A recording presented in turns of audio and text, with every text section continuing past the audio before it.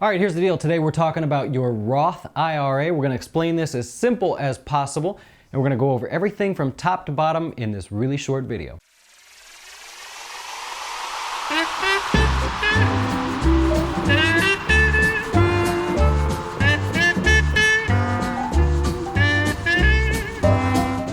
All right, here's the thing. A Roth IRA, it's just a name that's given to an account, kind of like your checking account. You know that your checking account is the account that you move money in and out of to pay your bills. You know that your savings account is money that you put aside for a rainy day, and maybe you get a little bit of interest, probably not a lot. But here's the thing. In a Roth IRA, the IRS says, hey, we're going to give it the title Roth IRA, and that's going to mean a few things. There's a few rules you should know. All right, so the first thing you should know is that a Roth IRA is just a basket. It's a basket that you're going to put money into, okay? It's very similar to a traditional IRA, but because it says Roth in front of it, it's going to kind of decide the money that you put in. In a traditional IRA, there's a certain way you put money into it. In a Roth IRA, you're putting money into this basket after you've already paid taxes. So it's what they call post-tax, okay? Post-tax, and I need a new marker. All right, so you're going to take money that you make from your job, any earnings that you have from maybe you're self-employed, it could be anything, but as long as you've already paid taxes on the money, let's say in your paycheck, you get paid a certain amount, you pay your health care, your Medicare, your Social Security, your state tax if you have it, your federal tax, that money that's left over, you can put into this bucket. Now you can put $5,500 into it, or $6,500 if you're over the age of 50, okay? They allow you a little bit of money to catch up there. So you're gonna contribute money into this basket after you've already been paid. Now the money that's in this basket doesn't do anything unless you do something with it. Now, in a checking account, you move money in and out to pay your bills.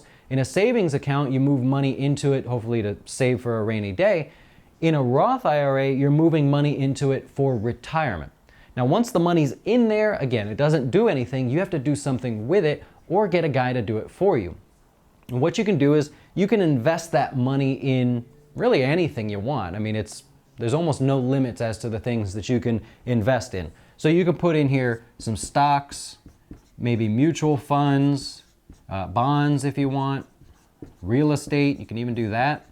Really anything you can imagine goes into there. And I promise I will work on better handwriting. All right, there's a few other rules you want to consider in here, and that is, this is a retirement account. So you're contributing, I don't know, $100, $200 a month, or whatever you want to put into it, as long as you don't go over the $5,500 or the $6,500.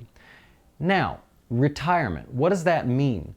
Retirement means you're going to leave the money in there until you're 59 and a half. I don't know why they put the half in there. That's whatever, but 59 and a half, all right? So once you get to that point, then you're going to be able to start taking money out without paying tax because you already paid the tax while you were contributing.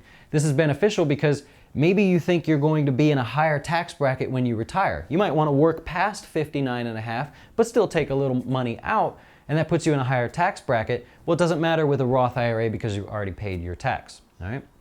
So a couple other things you want to think about with a Roth IRA. Again, the investments. The money doesn't do anything unless you invest it in stuff. It's kind of like having a checking account that you just put money into and you never do anything with it. Eventually, you're going to have to pay a bill. You're going to have to do something, right? Car breaks down or something. In the Roth IRA, you're going to pick your investments. I can help you with that, jazzwealth.com if you want to check it out. But there are some times when you can take the money out and not have to pay a penalty. See, the rule is you agree to wait till 59 and a half and the government lets you let that money grow. If you take it out beforehand, then sometimes there's going to be a penalty. It could be 10%, and that money that you take out is not helping you anymore. You're not letting it grow. All right. Now, with a Roth IRA, it's much more flexible than a traditional IRA because you're allowed to take the money out that you've contributed. Here's the thing. In a Roth IRA, you're putting money in after you've already paid tax. That's your money. As it grows, you're going to have earnings. So you're going to have your contribution. I'm just going to go like this.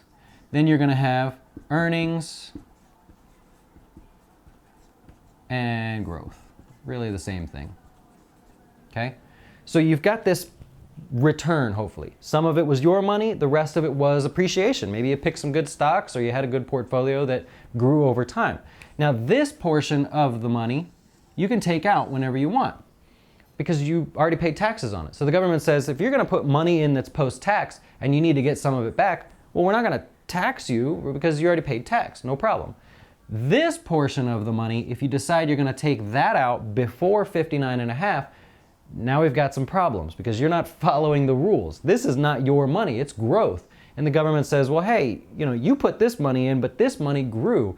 There may be some penalties associated with that as well. So just keep that in mind. Now, in a traditional IRA, you're putting money in before you pay tax. So if you decide, I don't know, 3, 4, 5 years from now, you want to take some money out, you've got a problem. You're going to have to pay a penalty and taxes.